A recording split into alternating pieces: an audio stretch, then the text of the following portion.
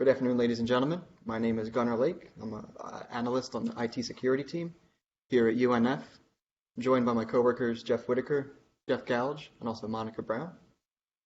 Today, I want to talk to you about a timely topic, cryptocurrency and blockchain. Blockchain being the underlying technology of cryptocurrency, and at the end, we'll talk about some of its other possible uses besides digital currencies. First, a little bit of history of Bitcoin. Bitcoin.org was registered on August 18th, 2009. The white paper detailing the specifics and technical aspects of Bitcoin was released by the author Satoshi Nakamoto on October 31st, 2008. Another interesting thing there, Satoshi Nakamoto is considered to be a pseudonym. No person has come forward so far and been proven to be that original author. A few have made the claim, but they don't have the proof to back it up yet. On January 2009, the Bitcoin network itself came into existence. Client software was released, and the first coins were issued. The first notable real-world transaction was 10,000 Bitcoins exchanged for 2 Papa John's pizzas delivered. Again, that was 10,000 Bitcoins, which at today's values would be about $120 million.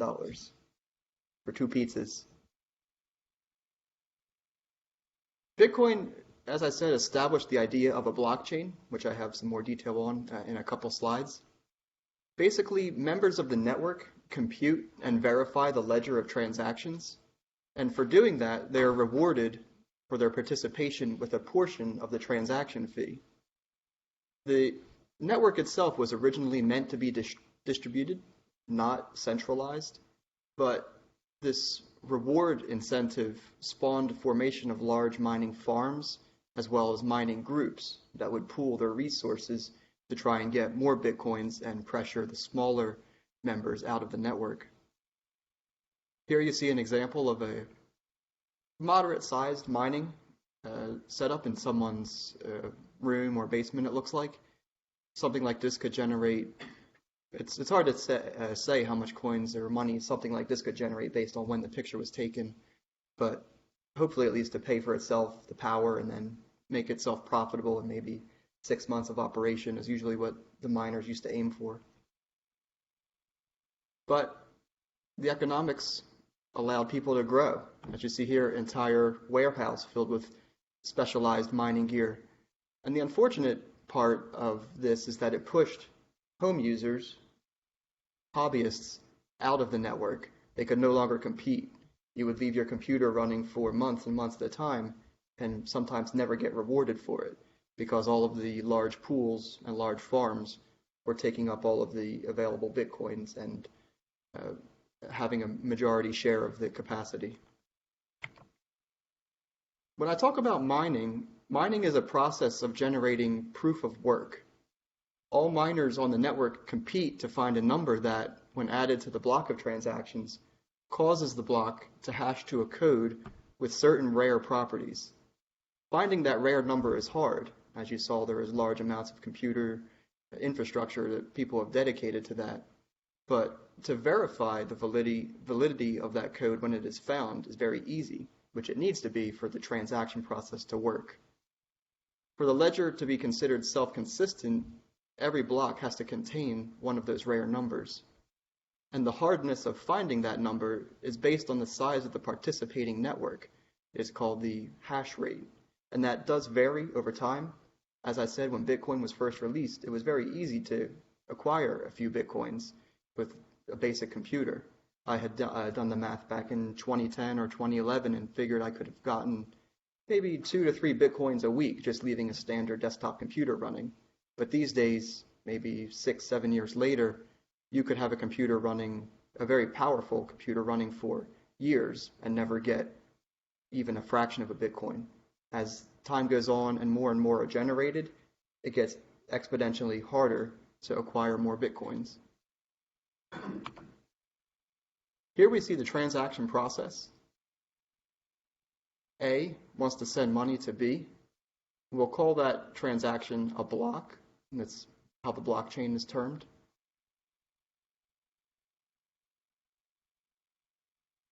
The block is broadcast to every party in the network. And then those in the network, the miners, approve the transaction as valid, as I described before. The block can then be added to the chain, which provides indelible and transparent record of the transactions. At that point, the money moves from person A to person B, and the other members of the network can verify that, and the ledger will have the record of that.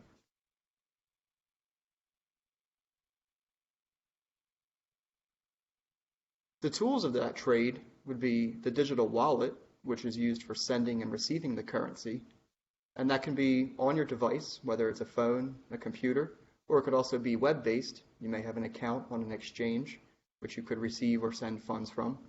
There's two examples of exchanges for fiat currency, which would be the US dollar or the euro or Canadian dollar, for example. Two main ones right now are Coinbase and Kraken. And as I said, those let you change fiat currency for a set number of cryptocurrencies, such as Ripple, Ethereum, and Bitcoin, of course. They all trade Bitcoin. And there's also other exchanges that, while they don't take fiat currency, such as Canadian dollars, US dollars, or even credit cards, they allow you to trade one cryptocurrency for another. So if you have Bitcoin or Ripple in your account, you could trade that for the other currency, the reverse, on Bittrex, Shapeshift, or Poloniex. Bitcoin itself, not all cryptocurrencies or blockchain in general, but Bitcoin itself does have many limitations that some feel is limiting its growth. It has very expensive transactions. Right now, I believe it's roughly $20 per trade, whether it's a $2 item or one whole Bitcoin at $12,000. You're going to pay the same transaction fee. It's got slow processing time, sometimes as great as 24 hours, but right now it is not a threat to, say, a wire transfer or credit card transactions, which tend to be accomplished within seconds to minutes, depending on which one. It has a large ledger, which you need to download before you can get your wallet to talk to the network. That's 25 gigabytes that you may need to download if you don't opt for a light wallet or a web-based exchange. And another interesting aspect to think about is the power consumption of the network. All of those computers, mining rigs, and server farms used. Some estimates put that by 2020, the continuous electricity requirement of the network will be equal to the power consumption of the entire country of Denmark. There are, of course, many other coins. I think at last count, roughly 1,300 to 1,400 other cryptocurrencies of varying values. Many of them have certain interesting features or benefits compared to Bitcoin. This one here, you can see the mouse pointer. Ethereum is a very interesting concept, which has backing by industry giants such as Cisco and Intel.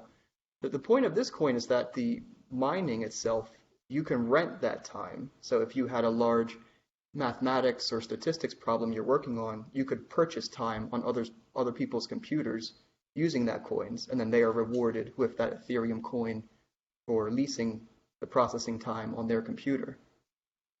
Ripple is another interesting one, which has a lot of interest from banks and financial institutions for replacing slower transaction systems such as wire transfers and the ACH hold, or automated clearinghouse. Litecoin is another competitor directly to Bitcoin, which aims to improve transaction times. It's nearly instant, so it has a much better chance, for example, of replacing credit cards or cash for in-person and online transactions. There's Monero, which is very popular in China, as it has no record of the transactions, besides what's needed to keep the network functional, though it's a very attractive way for people trying to hide transactions from the government, for example. There's very little that could be done to look into the ledger to find out who the original sender was and the final recipient. It's obfuscated along the way. And a funny one here, you see the dog behind it, D. That was a joke coin that started on a forum called Doggy Coin. Funny thing there, it was a Japanese forum, and Doggy Coin is currently worth more than 1 Japanese yen, despite being started as a practical joke.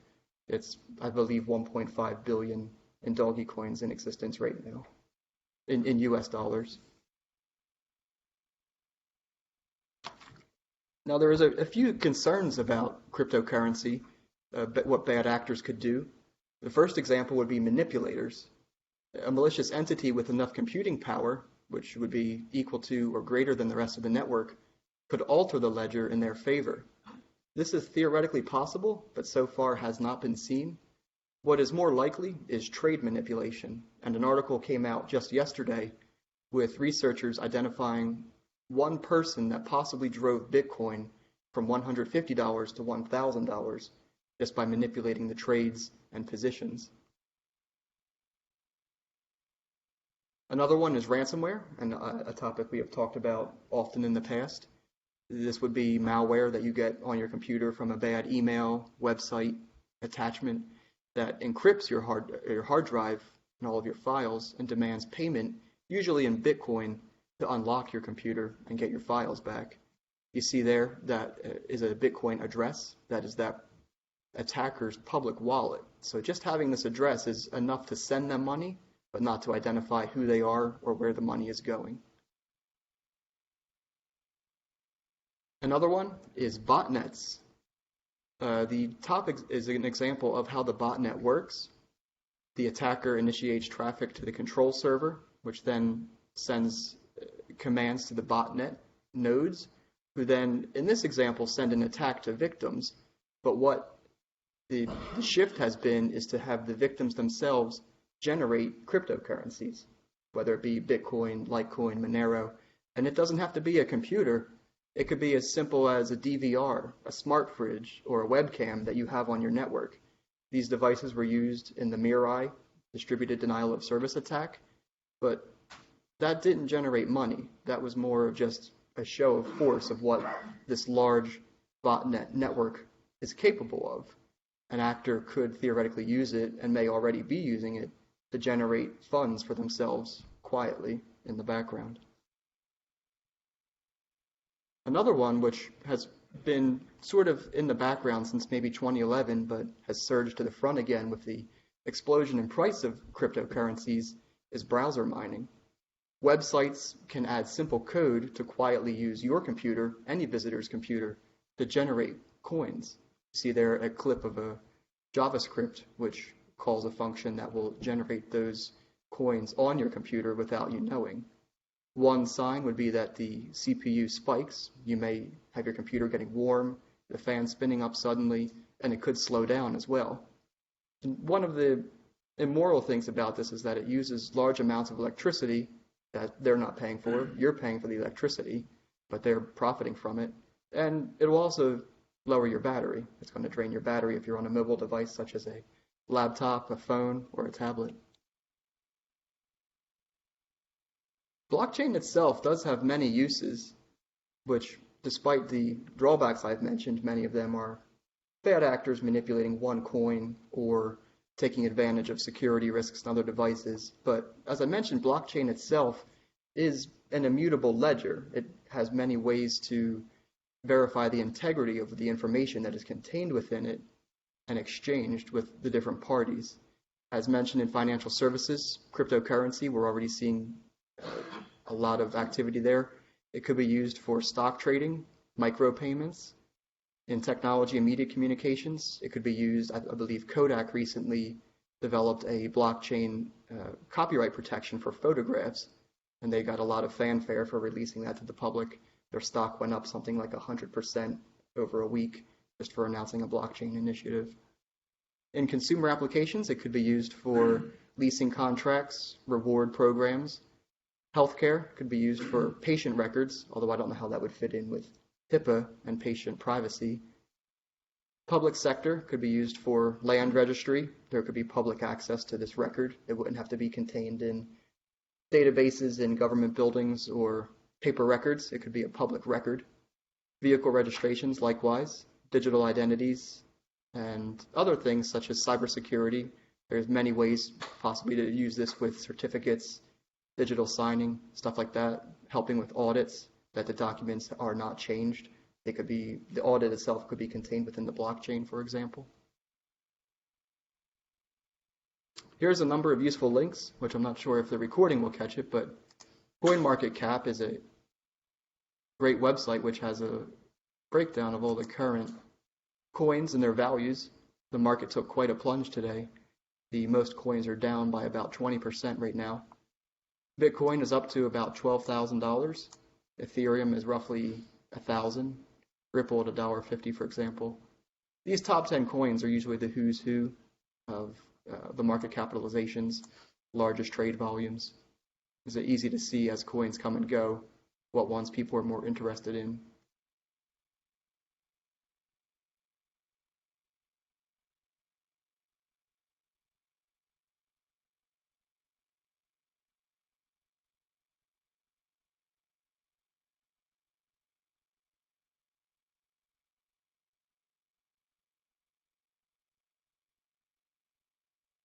Thank you.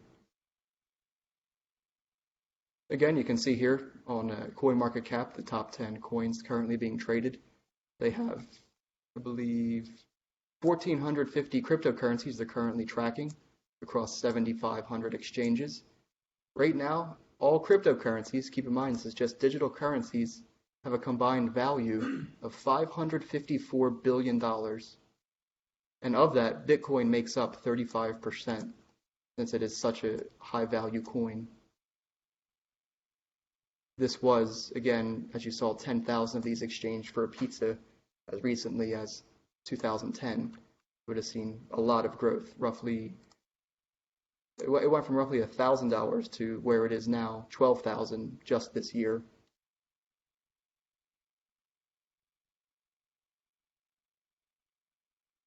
This is also a very good article if you're interested in learning more about the intricacies of Bitcoin. It is the original white paper released by Satoshi Nakamoto. It's fairly short, maybe 9 pages, very in-depth, a good read. These are also good breakdowns of Bitcoin and blockchain. I would suggest looking at them if you have any more interest. Any questions?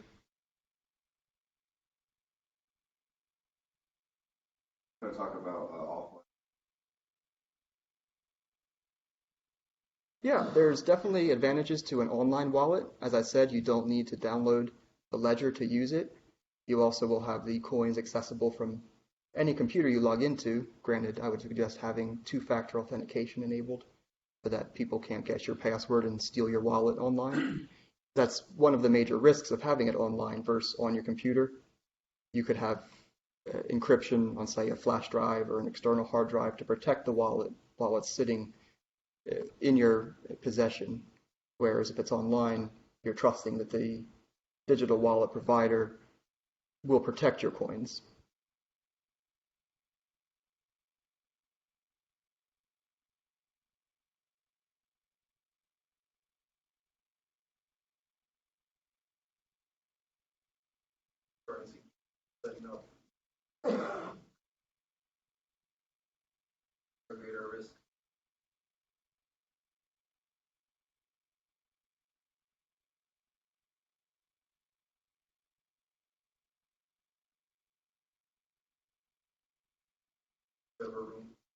No, it's no more of a risk to go online. One big issue with exchanging US dollar, for example, funding your account on, say, Kraken or Coinbase, is that to use US dollars, there's a new regulation that requires a lot of verification process. They'll need your social security number for FTC, Federal Trade Commission purposes, as well as identity verification. They'll need a copy of your driver's license, and some even require a recent utility bill to prove residence, for example. I think to add to that, also, a couple of years ago, the IRS came out and said that they're going to treat it as an investment security, not as an actual currency. So for tax purposes, that actually hurts you a little bit. So if you're going to buy it for dollars and then sell it for dollars later on, you have a big taxable gain there. Right, that's a good point. Some people try to avoid that by trading in other currencies, but again, it's hard to manage many currencies at once. Coinbase, for example, only manages 3, so you would need to move your funds elsewhere or keep other wallets to deal in other currencies besides those major 3.